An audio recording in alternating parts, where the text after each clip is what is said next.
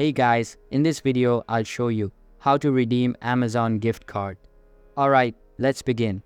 First of all, open the Amazon shipping app on your mobile device and make sure it is updated to the latest version available.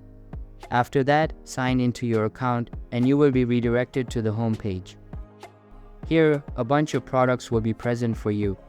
Simply tap on the person icon located at the bottom of the screen and scroll down. After that, select the gift card button and a new page will be displayed.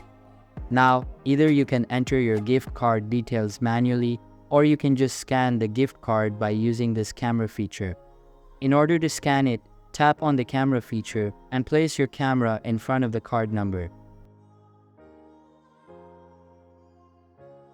But if you have the gift card's digital code, you can just enter it in the required field and tap on apply to your balance to redeem it.